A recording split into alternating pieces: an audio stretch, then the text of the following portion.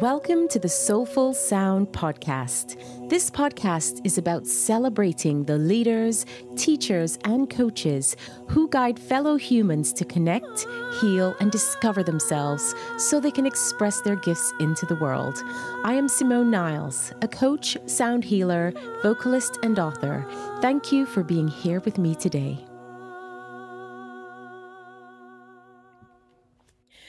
Welcome, everyone, to another wonderful episode of the Soulfull Sound Podcast. I am joined by the beautiful Chris Assaad, who is a multi-talented artist, singer-songwriter, wordsmith, and speaker. His creations are pure alchemy that open the heart and inspire, returning us to a connection with our wholeness and oneness with all that is. I could read that a few more times. So much beauty in that. Welcome, Chris. Thank you. Nice to be here. Yeah, so wonderful to have you. Yeah.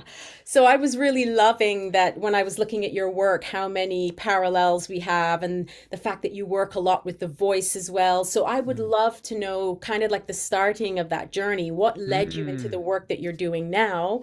And I know there are many facets of it, but you can share as much as you like about your story into using the voice. Okay, that's a fun question. Well, I guess it would have to begin with just my own journey with my voice that I've been on for about 20 years now.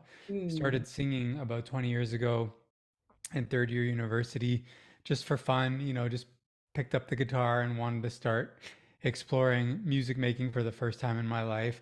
And so that was really the beginning of my journey with my own voice. And for the first, decade of that journey into creativity, into musical expression, I was also very much exploring personal development, spirituality, transformation, and really became like obsessed with, reading self-help books and connecting with different sort of spiritual teachers who resonated and expanding my view of what life is really all about and what we really are beyond sort of the mind and the limited awareness that I had up until that point. And so about 10 years ago, my passion for music and following my own creativity and creative path led me to an opportunity to start coaching and mentoring others in that same sort of exploration as a coach, as a mentor. And I was doing that more so in a conversational coaching kind of way, but always searching for ways to go deeper with people. And it wasn't until a few years ago, I guess, just before all the madness that ensued in the world over the last few years sort of really hit, a few close friends and clients in a very short order of time started asking me specifically for help with the voice, saying like, I really want to like explore my voice and I feel like you would be like a really good person to help. Like, can you help me with that? And so I was like, sure, let's try, let me, and I should say I'd done some voice coaching before that, like given singing lessons. And I really didn't enjoy that way of supporting people. It's very technical focused. And I've had amazing singing teachers in my life. And I just thought, you know what? They're so much better at that. I don't really want to do that. So that's not how I was really approaching it. And I just started experimenting with, certain exercises, like little voice explorations with people, and then also just conversationally, intuitively, sort of navigating with people to see like where have you had negative experiences around the use of your voice, or maybe is there any sort of history that's still kind of with you? And so over the course of several different interactions with few people in my life, there started to become this very clearly emerging path that I could take people through this like journey, and then this like opening of the voice would happen. So that was sort of the beginning. And now it's become really like a modality that I feel I was gifted, that was sort of given to me intuitively, and just through the gift of showing up to serve these people, these friends, these clients. And so now it's become more of a body of work that I've just continued discovering through working and interfacing with people one-on-one and in groups, that involves just a deeper understanding of what the voice really is from a sort of metaphysical but also physiological standpoint. So Mhm. it's as much scientific as it is spiritual, and sort of really honing in on certain key concepts to really give people to activate a deeper understanding about what is really available through the use of the Mm. voice. Mm. That is so beautiful. I love that. So many nuggets I can pull from Mm, that. One thing that stands out from the first part of the story is I always love when these things happen, when you start to get so aligned as you use that intuitive approach, right? How yes. everything on the outside started to line up with that. People started to ask you for what you didn't know yet you would be serving or how you'd be Yeah. serving, but it's like the soul knows. My mom, I grew up with a saying from my mom, I think from as young as 10, the soul knows and the rest of you needs to catch up. Wow. Do you feel called to use your voice and sound in a healing capacity? Learn how to use your voice therapeutically to facilitate healing and well-being. Whether you want to go deeper in your own healing journey or facilitate others in theirs, this training is for you. This online training runs over 5 weekends and offers theory, practice, resources, and support on your path to becoming a qualified sound healer and for your personal healing journey. Wow, I love that. And it's so true. And I see that over and over, especially with people who are somewhat aligned or intuitive, and then it comes into fruition. You're like, oh. And I've noticed that for myself too in teaching singing when I thought it's not quite the way I used to do it, isn't not what I want anymore. As soon as I started to make those shifts, started to attract a whole different type of clientele. So I love and Mm, recognize that shift so beautifully.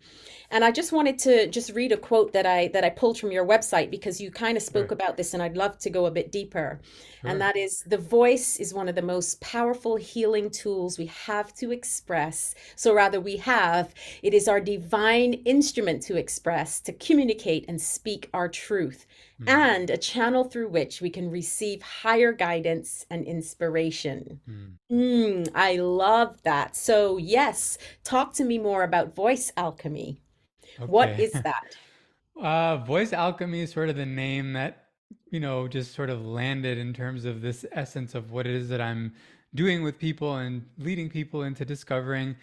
And, the alchemy really starts with the unblocking of the channel. So much of that stuff that we've kind of acquired through our early childhood experiences and Yes, conditioning in this human experience lives in the body as energy, lives in the body as stuck energy a lot of the times. And so, in order to free the voice and clear the channel, that density, that stuckness needs to be transmuted and cleared out.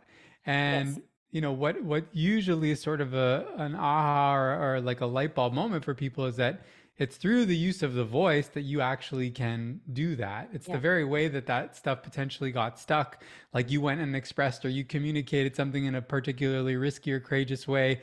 You didn't get the response that you wanted, and then you took on some internalization of, oh no, that's bad, don't do that. And that imprint lives as energy in the body and in the creative channel.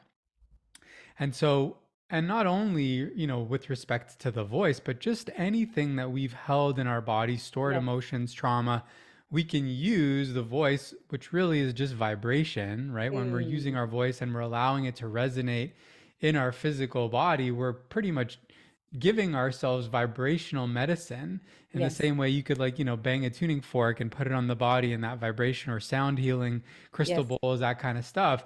But the difference with the voice and what's so powerful about it is that we feel it within our own body. We can direct it with such accuracy to those mm-hmm. specific areas that are needed.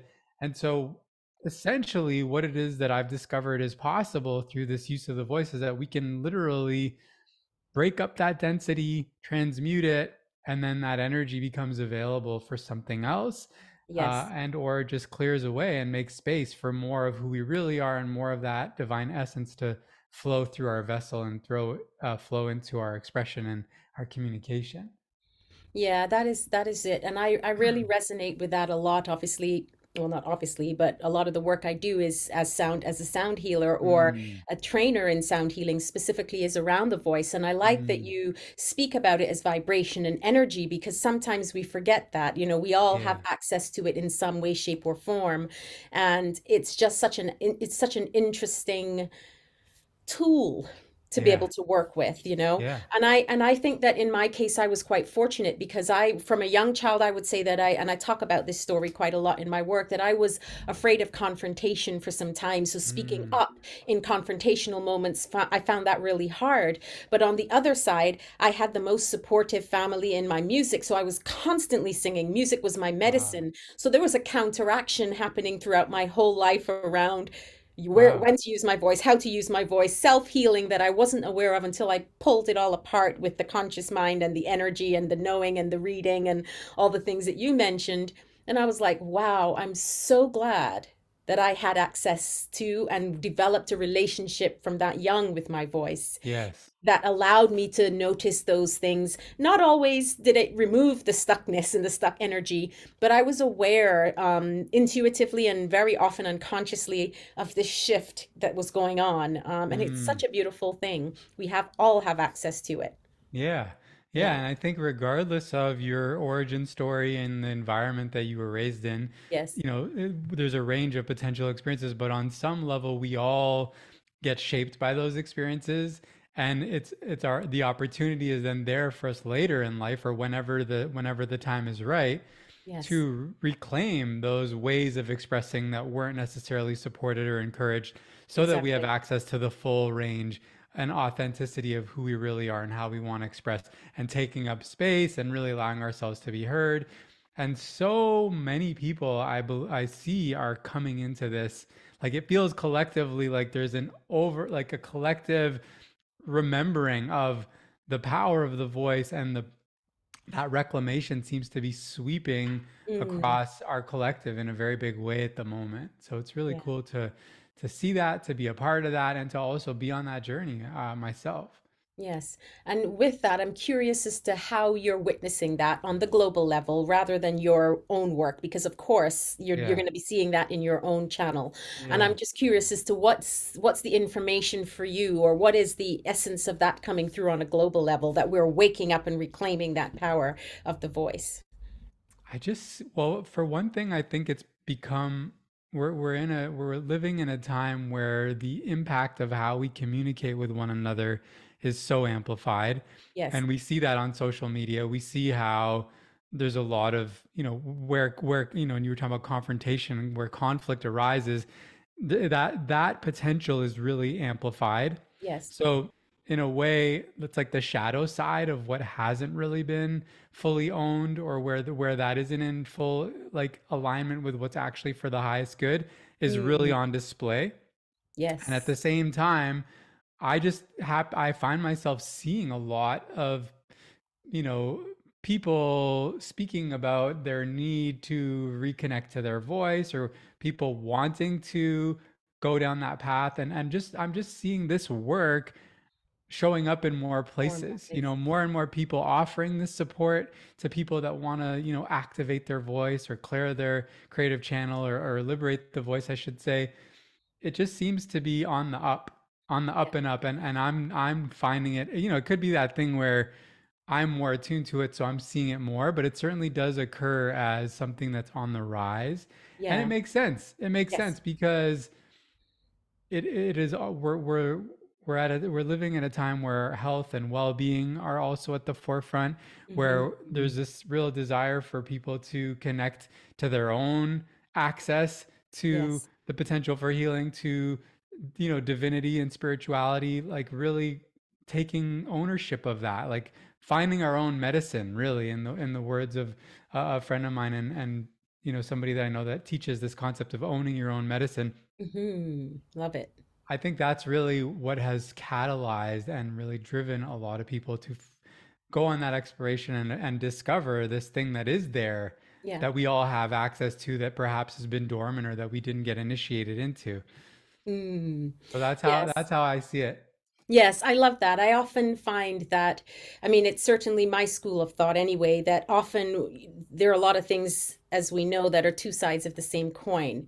So Mm, when you say shadow, for me yeah, there's light, and often when shadow presents itself, light presents itself, and it yeah, doesn't always seem to be happening at the same time, or you don't always notice it. So the same, if there's a problem on the other side of that, there's a solution, right? So for Yeah. me, there is those are the things that are really interesting. So I like that you went there first, because I would have thought, well, yeah, globally we're seeing the opportunities, like you said, with social media, of people having a platform to say whatever they want in a way Yeah. that certainly our generation, we didn't have access to that as teenagers. And I mean, I think so anyway. I'm not sure how old you are, but Yeah. based on the 20 Close. years ago, close enough. Yeah. You Yeah. know, social media was just about coming in. I mean, we didn't Yeah. have what my children as teenagers have now, access to all of this. So I Yeah. think it's very clear that we're seeing there's so much of the shadow. We're also seeing a lot of expression because of that as well, whether it's,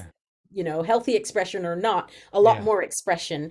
And then being able to come into the healthy part and recognizing, as you said, where's the medicine in all of this and how can we use it? I just think that is so crucial right Mm. now. And I do sense as well that sound as medicine is really going to be at the Yeah. forefront in a few years from now, we'll be looking at it in a very different way. Yeah. And I'm excited for that to happen. I'm really excited Hmm. for it to happen.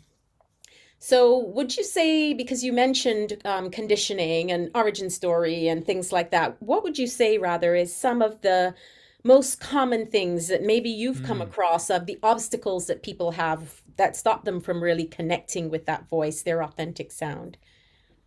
Yeah, there's a few things that I tend to see a lot, which are in someone's home or culture of origin or society of origin, there's usually certain expressions that are not entirely encouraged. If you think about like even British culture, for example, Yeah. very polite, you know, a little bit more reserved. So somebody who had that experience in their childhood might Yeah. have a harder time being loud. So there literally could be a ceiling on the volume that they allow themselves to access in their expression, but that can also correspond to a ceiling or a limitation on how much space they can take up in a Yes. room energetically. So there's this sort of like contraction that unintentionally, unconsciously happens as a way of survival, as a way of Yeah. fitting in, or as a way of, not upsetting our parents or whoever our caretakers were, who Yes. said, don't do that, don't be too loud. Children are better seen and rather than heard, kind of thing, right? Mm, That's one mm. example where some range of and in some cultures it's like, joy is encouraged and sadness is not. Or another example is like, boys don't cry. Like anything that wasn't supported, any particular expression that wasn't supported Yes. in your upbringing, in your childhood, in your Yeah. classroom or your household, that's often a really first place to look. Okay, how am I then relating to that particular expression now? And Yes. usually when somebody is stifled in a particular expression, there's a direct connection to Yeah. that. Yeah. So that's one. And then I guess sort of in connection to what I just said, there is this concept of taking up space, like allowing ourselves to be seen and heard, which to me that's sort of less a function of like the frequency of the expression and more the size of the expression. Yeah. And so, all those little imprints of what is and isn't supported and what is and isn't encouraged kind of amount to this like contracting in. Whereas we kind of start, if you think about like a kid in their earliest expressions, they're free, they just make Yeah. noise and they don't care. And that's like, that Exactly. would be this, right? And then we kind of develop this. And so to reclaim this, people have to be given a space where that permission is really like active, like there's full permission. And so I essentially template that for the people that I work with. I create that space Beautiful. so that they can access that for themselves, because ultimately we all have to give that permission to ourselves. No one Of can give it to course. us, Exactly. right? Yes. And on Yeah. some level, even though it was maybe externally not given when we were younger, the decision to no longer express that is still an internal decision, Mm, albeit one that need to be made for survival as a young person. But that yes. was our giving our permission away, right? Yeah. So the healing happens when we go, oh, I gave that permission away because I needed to then. Now Hmm. I don't need to do that anymore. I'm going to give the permission back and reclaim the freedom to, be louder or express joy or express sadness or cry or whatever it is, Press anything. Exactly. Yeah, yeah, Yeah. exactly. Yeah. That is awesome. I love the way you've described that. I mean, I'm really enjoying this conversation because I really resonate with most, if Mm, not all of what you're saying, but of course you're using different words that I would use, and it's just cool. lighting me up. I'm just like, Yeah. oh, yeah. Yes, it's just amazing. Wordgasm right now. Yeah, wonderful. I love that. And It's it is so amazing. cool to just like talk to other people that are exploring this from their own perspective Sure. and Yeah. realizing like I'm not making any of this up. I'm discovering it through the exploration with people that I get to work with and through my own exploration and Yes. then giving it language in the best way that I can. Exactly, exactly, which is awesome. And I talk a lot about when you talking about children and that freedom to express and being Yeah. wide, but also, I would say I was guilty of this, maybe with child number one, I'm sorry, but learned as we got a little bit older that, often when children are throwing tantrums, Yeah. again from the society perspective, stop it, be quiet, what's Yeah. acceptable in public, what's not, and even in private for some people it's uncomfortable, when ultimately children throwing themselves on the ground and crying and wailing is often them trying to ground themselves. Yeah. They themselves have this innate understanding of sound medicine and body movement to get Mhm. themselves to ground, and we forget this. Like you said, it's like this conditioning. So Yeah. I think it's so important to remember what we had access to at the beginning when the Yeah. conditioning was very, very little at least. And then as it grew, what we can then do and how we can then work with that. I think it's really important. I wholeheartedly agree. I think that is Yes. so much of the work and the journey that, we're on. Yeah. Yeah, absolutely. Remembering. Yeah. Oh, Yeah. yes. And I know that I think it was somewhere on your website that I saw that you spoke about falling in love with your voice. Yes. And I think that's a really beautiful expression. So, for anyone listening who resonates so far and they're like, yeah, that's me, I just could really do with some falling in love with my voice because all this time is this or the conditioning or I relate. What are some of the first steps you think for someone, that you can advise someone to do on their own just to say, this is how you're going to begin that relationship? Yeah. Wonderful question. Thank you. Use your voice. Really just use your voice. And the simplest way to do that, and this is what I teach, is just, eyes closed, just do a little scan of the body, see what's kind of present in the body. It's really good to Mhm. do if you have some sort of trigger active, for example, if you have some emotional energy that's really present. And then just on the exhale, just sound out from that place in the body and just let that energy move. And also, most falling in love with your voice, it means a couple of things to me. Number one, it's falling in love, and this is a hard one for a lot of people initially, with the actual tone of your voice, because each voice is completely unique. There are no Exactly. two voices alike. So it's literally like the fingerprint of your uniqueness, your essence in the form of a sound, a Yes. particular frequency that's your sonic fingerprint. So Yes. to have any judgment of that is it is also learned, it's conditioning, right? It's like preemptively judging our voice out of fear that it's going to be judged by the external. So if we were actually in right relationship with our voice, we would just love it. The same, and the perfect analogy for that is the body.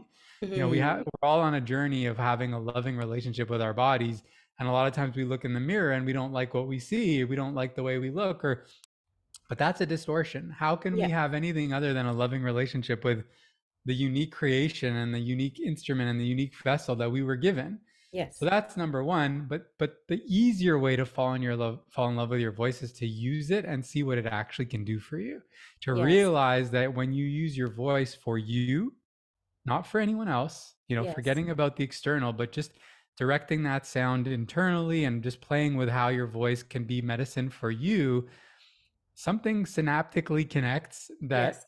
makes it, almost impossible not to have a loving relationship, because you start to realize, oh my goodness, this thing that I've been carrying and I've had access to my entire life is a really powerful key to my own healing. And when I Mhm. use it in this way, it can really alleviate physical pain, discomfort, stuck energy, emotional backlog, et cetera, et cetera. So that's really the building block of that loving connection is really connecting to that healing power of the voice and Yes. using it for yourself in that way. Yes, absolutely. And I often say the same. We have our unique sound print. No one will have the Yeah, same as you. that's And right. so I like to also personify it often because I find that sometimes people, when you personify it, I say, well, imagine if your voice was your best friend and there's just unconditional love there. Exactly. How would you treat your voice? How would you would have the level of trust there? There would be a lot of things that you would build. Right. And then you would also then have the relationship of then your voice is going to show up for you, and that Mm, personification is a really interesting one, piece that I find people go, yes, and that means I also need to take care of it because yes. I I love want it that. to show up. So there's another step there. So Yeah. I do relate, and I love the use of the word, the loving intention and relationship, because that is a very key component. Obviously, you've used the words falling in love anyway, but Yeah. there is this element of really coming to grips with self-love. And in a way, I guess that's also the sonic print of that, right? The sonic print of self-love, when you're in that place of acceptance and Mm. love for yourself, your body, and so on and so forth. Yeah, and I think the last thing that I would say to just expand on that particular piece is it's also about loving all the expressions, right? Yes. So loving the expression of anger, loving the like creating a loving space where those different expressions and energies can be allowed and accepted as long as they're being communicated in a way that's not causing any harm, right, to Yes. anybody Yes. else, but also not to have to suppress them or to hide them away. So it's like falling in love with the full range of The whole expression. spectrum. Yeah, Yes. that's right. That's right. Yeah, that's beautiful. Yes. And I think for me, anger is an interesting one because rather, I'll go to rage rather than Oh, anger, yeah. which I feel is a little different. I could probably say that I've experienced in my body maybe a handful of moments or at least memories of rage. Not more than that in my lifetime, Mm, actually, which is very interesting. And I didn't know how to sound it out. Anger yeah. for me feels a bit less. That Okay. rage feels like a bit more of an amplified anger that For sure. does something in the body, and I didn't know how to express it. Mm, So that was an interesting one for me to kind of reverse engineer and go, huh, well, if you did know now, what would it sound like? yeah. Giving myself permission to explore something even out of the context of when I might have felt those few moments in my life. And I'm Right. very grateful to say that. I know that it's not the case for a lot of people, but I'm very grateful to go, okay, I notice there's been a few moments. How can I express that and honor that so that if it shows up again, I'm able to have that relationship with it. And like you said, not judge it, just let the whole spectrum of sound release in the way it wants to. Yeah, and actually transmute that energy in a constructive way so that it doesn't do damage, which Yeah. kind of goes back to the conversation about collectively. Yes. People need an outlet for their rage. People need to know Yes. how to process and alchemize their rage so that it doesn't come Yes. out sideways, so that it doesn't get, weaponized or projected upon somebody else or infused into a confrontation that's going to escalate and et cetera, et Yeah. cetera. So all those expressions, all these energies, we have the capacity to process and transmute them. Yeah. And the voice is one of the powerful ways that we can do that. Yeah. Indeed. I love Yeah. that. And I know that you are also a singer, songwriter, and wordsmith. And I'd love to know about your journey in that side of things. And I'll just frame it first and then I'll open it a little bit after. Sure. And the frame is that as a performer myself and very much in the contemporary world, I used to do backing vocals, work with choirs, do all sorts of different things, teach in university. I remember the moments when, as you said, some of it was very technical or things like that, but even in my own performance, while there was definitely self connection and expression in my voice, when I went into sound for healing and Hmm. sounding rather than singing, there was Hmm. a really interesting unfolding for me in understanding sound, so that now performing is a very different experience. So Yeah. I really wonder for you, because you still perform, let's use that word, in terms of Yeah. you're an artist, you go out there and perform your songs. Tell me about that particular shift for you, if there was one, and talk a little bit Yeah. about that. Yeah, that's an interesting thing to just sort of tune into because I guess it's been sort of an organic unfolding. I Mm, think my music making has always been therapeutic in its intention. sure. And I think the degree to which expressing as an artist is sort of expected to have a performative aspect never really was a natural fit for me, even though I should say, like, I do like to entertain. I liked getting on stage as a kid and play, Yes. participating in plays and drama. So I do have that in me.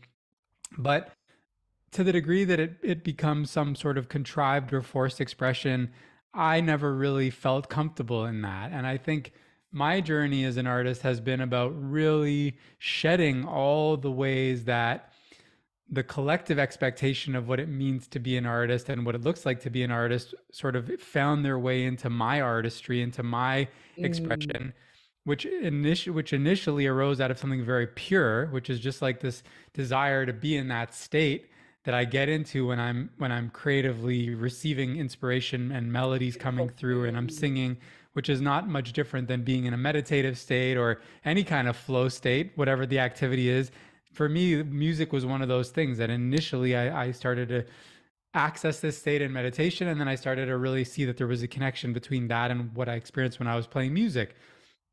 So I'd say more and more, I don't really resonate as much with the term performing. I consider it more of an offering. And Yes, it, love it's, it. it's, it's a lot more about, the more I really embrace and connect deeply to the intention of like I want to be used as an instrument. I want whatever it Hmm. is that I'm doing to be, for my highest good, but also in service to the people that Yes. I'm sharing it with. Mm, And it's really about allowing something to just move through as purely as possible. And yeah, it's still an exploration. It's interesting because lately what I've been doing, I've been just for my own just joy and fulfillment making sound without words, which is a big part of the practice that I teach. But that's in a very like therapeutic kind of way where it's like, okay, we're yes, going to use this way of sounding to release stuck energy, but I'm doing it in a more musical way. So I that's guess it's more beautiful. akin to like chanting or sounding. um, and I think sometimes, just changing the frame or the container can like allow us to toggle different switches in our own mode of Yes. expressing. But for me, it always just comes back to this idea that music is medicine. Music is, this extremely powerful, healing, connective force. And even in the most commercial expressions of music, that essence is still retained. But I think taking that and being intentional about it Yes. allows the person creating the music and the people receiving that music to engage in that medicinal aspect, that connective aspect at a whole other level.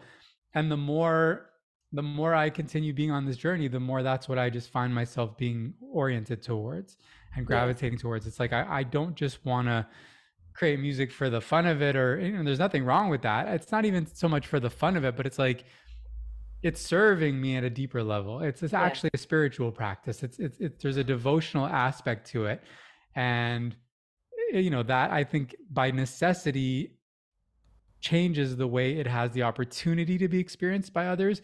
And I'm Mm, careful to say, like, I don't necessarily always go into it with the intention of like, this is what I'm going to create so that these people can experience it that way, because that can then just kind of be another very, very sneaky version of that contrived thing. yes. Oh If gosh, I'm going to yes. create healing music, I'm going to allow the music to be for my own healing and then trust that that's likely What? going to Mhm. support healing in others. That's a lovely, lovely nuance. I love that. Yeah. Taking me And a it's long time to get that one. yeah, but it's like I guess when I think about some of the words, and I can't remember who I heard this from, but I do use it in my work now, so credit to whoever it was. But for me, it's like being the thermostat, not the thermometer. Mm, Right. And that's interesting. such a beautiful thing because really you're just setting the temperature of the room. And then people will either feel warm in it, either take their, depending on what they prefer. I'm a Mm, Caribbean woman. I love the sun. I love the beach. I like yeah, 30 degrees. And I'm in February in London, so it's not that. I Um, feel you. so all of that to say though, you then feel what you feel, but the thermostat sets that. And if you're the thermostat, then you're not affected by all the things on the outside and you're taking your temperature to test it out, to go, okay, yeah, this is what I need to feel now because that's what's going Yeah. on over there, or let's just test my temperature in this corner of the room. So it sounds like that's what you're referring to in the grand sense of being the thermostat, just being that centered, grounded channel for all that wants to come through. And Mm. however it is received, you know that it will be received for whoever's highest good. And that sometimes might mean that people don't resonate and they feel like they need to walk out of the room, which I also embrace. Yeah. And Yeah. as you were saying that, I just got the sense too, like another way that I understand it is what is the space that I'm holding for the, because I think performing or, leading a musical experience, offering a musical experience, you're essentially holding space. You're taking people on a Yes. journey. And so it really is just an extension of what is the space that I want to create for myself, Yeah. that I find myself engaging in my craft for most frequently. And it is sort of like, yeah, I want to feel things. I want to connect deeper to my Yes. essence, to my soul, to my heart. I want to allow things that are no longer serving me to come up and move. So I'm Mm. not just engaging in it for and it can be extremely playful and fun and joyful. I don't mean to make it sound so serious, but at the same time, there is this real sense in which I'm engaging in this with an intention. Yeah. And so I think, simply put, that's what essentially people are going to get when they come to experience me offering music in a particular space, that it's intentional. So Yes. whatever that means for them is up to them. And whatever they Exactly. take and resonate with is up to them. But I Yes. think that's really the distinction for me, that it goes beyond just entertainment. It goes Yeah. beyond Yeah. some of the ways in which music has more traditionally, or I'd say more recently, more commercially, been offered, because actually traditionally this is how music was meant to be Yes. used and how it was experienced in sitting around in the circle in the village. and Yes. and a lot of the music that influences modern day popular music, jazz, blues, reggae music, was very much devotional in nature. Yes. So that's Yes. been a big part of my discovery, that a lot of the music that I was inspired by and that really resonated with me at a deeper level had that devotional element in it. Bob Marley, Bill Yeah. Withers, Yes. those artists were singing about something that was much more redemptive in nature, that was much more about, shedding some sort of burden and coming face to face with the trials of being a human. So Yeah. Yeah. that's really it. Yes, that's beautiful. And as you spoke about your experience in creating music that doesn't have words always, I mean, that's mostly my experience. Yeah. Majority of my compositions are based around vowels. Cool. And then I throw a few words in when they feel right, because again, I might go in with a theme or an Yeah. idea, but just like these podcast conversations, I love when they're in the flow and I'm not caught up in this is the question, this is the question. I know what you're doing, I have a sense, but Yeah. all of this comes out based on what you say or what I say, and then we just respond to Yeah. each other. And I think that's such a beautiful thing. I love that. And I have to go on to the music side of things because I looked at your blog, and I think it might have been one of your tracks, previous tracks, called Her. But I Mm. read the blog piece that you wrote, and it was so beautiful. I thought, well, I know that you're a wordsmith. I mean, that's what it says in your bio, but I believe you. It was so beautifully written, but it did speak to me a little bit about the journey into that song. And I would love Mm. you to talk about your creative process in songwriting. How do you develop and move into I mean, how do you compose? Mm. Yeah, I don't remember that blog piece, but I do remember how that song came to be. And I do, I think, if you like, I've studied and just like heard a lot of different songwriters talking about the process. It is sort of like this magical, mystical thing that is very difficult to try and pin down Mm, in any one particular way. But I think for me, it really does come down to channeling. And I can say that now, yes. that versus before, I would have never used that word. But I think, going back to this idea of just like being available for Yeah. something to come through. And so for me, a lot of times what it looks like in the very technical sense is finding some piece of music, a few chords on the guitar and more recently on the keys, that I can just kind of settle into, get lost in. And then really my instrument playing has always been just a way of supporting and accompanying and creating a space for me to explore my voice, which is like my primary instrument. Yes. And so once I have that sort of backdrop, which is kind of like a little bit of a sonic canvas, then it's just like, okay, just allowing paint to be thrown by my voice and seeing Mhm. melodically where I end up going by just improvising, flowing, Yeah. and just allowing melodies come through. And then sometimes those melodies kind of come through in the form of words, or sometimes it's like a really clear melody and the words happen more like in an intentional, okay, I'm going to sit down and I'm going to expand on this one lyrical line that I got or this one melodic line that I got. Mm. But there's many ways of approaching it. You know, you can come at it from many ways. I think for me though, there's always an element of I'm in a flow state. There's something, there's something that kind of takes me. There's a way that I've set it myself up to just get out of the way, Mm. and the music starts to move through. You know, it's Yeah. like something comes through, and I'm as best as I can just allowing it to come through and just taking note or recording. You know, a lot of times I'm just record long sessions and then go back and I think as my technical ability and my way around a song have evolved, I've found myself getting luckier with things just kind of arriving more close to fully hatched, Yeah. because it's just Mm. like getting better at doing that dance of like, oh, there's an energy. Okay, I'm Mhm. gonna go to the piano. Like it's a feeling. It's really It's all an energy, right? And so the more the channel is clear, and the more you know what that feels like when an idea is tapping on your shoulder or Yeah. inspiration wants to come, and you have the sort of set up ready to go and or there's an instrument nearby and you press record on your phone and you're literally like it's like I think Tom Petty used the analogy of like catching fish, and it does kind of feel like, or for me, like it feels like dream catching, like you've Mm. got your net I and you're love just that. like, yeah. So I know that wasn't super specific, but I think in general that's the way it looked. And all the other thing I will say which is kind of a hack, and it speaks to the origin of that song, because that song was a gift for my beloved, and we agreed that we were going to give each other art for Christmas. And so I had a very limited amount of time. And so I've noticed that if I set a container and Hmm. there's a specific limitation of time and space and an intention, like it's for somebody, Yeah. which I've really experienced a lot of, because I've most recently started offering these music medis, these little musical meditations that I create for people. Mm. And part of the offering is, this is not a song. I'm not going to write a song. I'm going to like receive a transmission for you, a musical transmission, and I'm going to shape it so that it sounds, good and you can listen to it. But like, it's going to happen in a defined amount of time. And so giving myself that parameter and the container of, 2 hours, and this is for somebody, Yeah.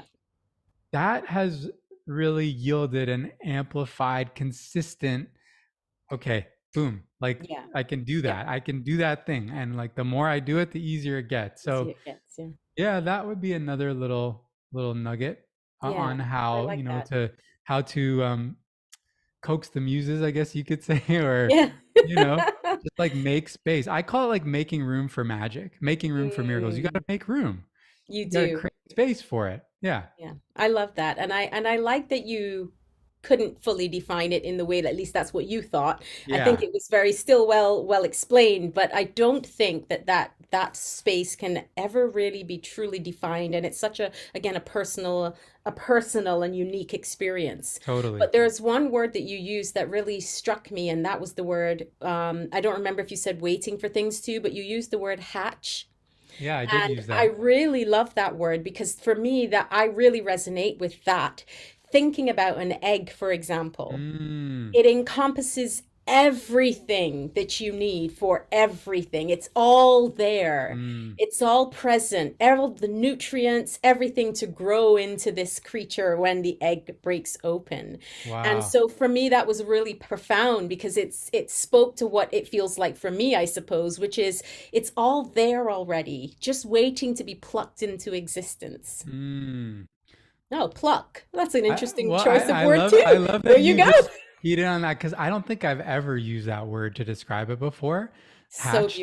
So beautiful. like it's just like when you're just, we're just in the flow. I'm not none of this Yes. calculated, right? So it's like in the space of this particular conversation and in the space of your Mm, listening, that came through, and then you took that, yes. and that would also be a really beautiful metaphor for how collaboration would Yes. look like, and how I like it to be. It's like, oh, that sounded really cool, let's try that, let's put that in Yeah. there. And when two Yeah. people agree, then it's good. Yes, exactly. Yeah. And so I just love that. Yeah. So having all of those things and then of course nurturing it, which is maybe as you said, having Yeah, sometimes creating this container or a yeah, theme or whatever, or an offering for with someone particular in mind. And then there are all those other elements, which I think is amazing. mm, Um, Tell us about Golden, your latest album. And before you do, I have to say I absolutely love the song. And thank your you, voice is absolutely golden, like thank you very much, honey on that track. thank you so much. So beautiful. What would you like to know about Golden? Tell us anything about the process. Like how did that album get birthed? Because even looking at a lot of the titles, I love. Yeah, If I remember correctly, you can correct me if I'm wrong. There was one called Worthy, one yes, called Unleash. I mean, these are all yep, such powerful words, right? So, yeah. what is that? How did that concept come about? There's some cool stories behind each of those songs. I guess I'll start with Golden because that was sort of the inception. And that was one of those ones that just kind of dropped out of the sky, almost Mm, fully formed. oh, nice. And it was after a period of time of not having made music. I had just put out an album, the Lion album. But Mm, so in the process of just getting that music out into the world, my writing and my like moment to moment creating was sort of my energy was really being used to steward that creation and put that out into the world. And it was also, lockdown in Toronto, and we were really going through a dark few months of just being really cooped up. So there was a lot of that. It was sort of like a dark collective night, and also a bit of a dark night for me, dark night of the soul, mm, that I was going through just a tough time of being with everything that was happening collectively and in my immediate physical experience. yeah, And I yeah. found my way back to the keys, and I've only written a handful of songs on piano at that point. I've written a few more since, and that song just came through, and it felt like really it was something that I needed. It was the medicine I needed. And it was an interesting one where every time I would play it thereafter, people would really remark that there was something about that Mm, song that really spoke to them or that really moved them. yes. um, so I just knew I had to record it, and I wanted to make that happen sooner rather than later. So I booked some time with my dear friend and collaborator and producer of the previous album line, Joby Baker, who has a studio in Victoria, BC, out west. And I booked the time months in advance, and that song was sort of the initial spark. Mm, And in the months leading up to that, there was questions about whether or not we were even going to be able to meet, just because there was still a lot of health concerns with different, the studio wasn't necessarily fully operational at the time. They weren't really having people come through. I was also going through a personal health challenge, something that arose in my journey that really sent me into this deeper inquiry of where I've not been fully expressing and using my voice. So getting a mm, little bit of the medicine that I am here to offer into the world in mm, my own personal way. And somehow within all of that, I felt like that was going to be the thing that I really needed to do for myself. Go and have that experience of being immersed in the creative process at Joby's, really beautiful studio, and on the land there. It's a really healing space where it's kind of like creative retreat essentially. mm. And so I didn't know what songs I didn't really like. There was definitely a process of like figuring out or tuning into what is the sound of this record going to be, because we're Yeah. not going to, are we going to just pick up where we left off with the Line album, which had a really strong reggae infusion and really honoring of that influence in my music making. Mm, mm, And then, yeah, I didn't have a lot of the songs written. I had a few, and so the songs came from a lot of different places. Worthy, which you mentioned, actually was a music medley that I made for somebody else that we turned into a oh, song. nice. Oh, So the yeah. music medley sounded quite different than the album version, but the lyrics really spoke to me. And, a lot of Mm. times I'd be creating these for people, and then I would get so much out of the affirmations and the words. Yes. Um, the song Unleash was a collaboration in the studio with Joby. We wrote a few songs together while I was there. And a lot of that was just connected to this liberation of my own voice and these Mm. energies and ways of being that I'd stifled myself in myself, and sort of hidden, and or contorted to fit a particular image of how I think I'm supposed to show up in my upbringing and my culture. So it was a really raw and vulnerable, like, Mm. creative release for me, of bringing a Beautiful. lot of the energies of what was really present in my life, in my journey leading up to that moment. So much so that when we finished making the record, I listened to it and I was very uncomfortable. Like, I just felt so exposed. And I remember Joby saying, it's really easy singing a mantra. Well, you've gone and done something really, really brave. And I think people are going to be, you know, are going to resonate deeper because of it. But it's Mm. natural that you would feel that way, and you need to know that, like, your what you got out of these songs was in the making of them, but then once you've made them, maybe they're not for you anymore, and you got to just let them go and Yeah. let them find whoever it is that they're meant for. And Yes. so that was really powerful for me to That's just, so beautiful. yeah, take the space to have that experience and express what needed to, and then really come face to face with that expression, and come to terms with it, Mm. and love and accept it, and then be willing to let it go, Yes. in a way. So Yeah. yeah. So many beautiful things in that. And I love that. Thank you. I mean, for me, that is where the magic is. That authentic expression and the cathartic Yeah. way that music can affect us, and the fact that I often see this, that the things that we either teach or share Yeah. are a reflection of something inner, in inward looking. And I notice how many times I teach, whether it's in a coaching, transformational coaching space or sound healing space, and words come out of my mouth and I'm like, oh, that was for me. Yeah, Okay. right. Thank you for that. I Yes, really appreciate it. And it totally. lands and so on. So your album was very much this beautiful medicine for you. And Mm, I love that you went into this vulnerable place, because we all need to be seen mm, and heard and expressed in whatever way, shape, or form, first and foremost by yes, ourselves. absolutely. Um, and so that's such a beautiful self-witnessing, that I think it's such a great story. So I'm so glad that I asked. Yeah, thank you. I love the way you put that. And that definitely is what it was for me. And I think that is the evolution of, putting ourselves out there in a way. It can then have that greater impact, because we're actually taking a risk and saying something that is Yeah. going to allow a part of ourselves to be heard and seen. And then that can potentially create that permission for somebody else. Yeah. Yeah. Well, I'll just say that I see you Oh, thank and you. you are beautiful. Thank you very much. I feel seen and loved. So it's Good. been an absolute pleasure just Yes. conversing and vibing with you. Thank you. Oh, absolutely. And where can people find you, Chris? My music is on all the places. If you can get the spelling of my last name right, which I'm sure you'll make available to people. Of course. The music is on all the streaming platforms. You can also get Amazing. it direct via my website if you want to download it and support. Amazing. That's available by donation. And yeah, chrisassaad.com. You can learn more about voice alchemy as well. Yes. And also, I have an online program called Follow Your Art, which is a music medicine journey through the Mm. creative process, which the album Lion is a big part of the content of that Yes. offering. And yeah, it's That is all amazing. sort of interwoven in the intention of just supporting people in using their voice, sharing their medicine, sharing their gifts with the world. So So, wonderful. And of course, I will be having all those links available for no everyone doubt. to grab everything.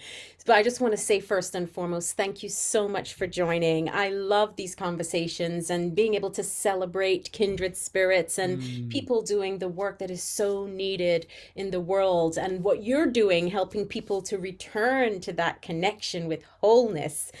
and the oneness with all that is. I just am so grateful. And my final question that I ask all of my Mm, guests, and that is, what is your soulful sound to the world? A self prayer or desire that you mm. wish upon the world? For our hearts to be open and our creative channels to be clear so that divine love and that essence can flow through freely and make itself manifest in the world. That is my Mm, prayer, and that is what I strive for in my life, and that is what I'm here to support in those that I meet and come into contact with, and that is the essential intention of my offerings and my creations. Open hearts and clear mm. creative channels. Yes. I love that. Goosebumps everywhere. Chris I got Assaad, many goosebumps thank hearing you talk you. too. Oh, thank you so much for the love, for the sharing, and thanks Pleasure. again for being on the podcast. I'm sure we'll speak Absolute again pleasure. soon. Yes, definitely. Thank you for having me. My pleasure.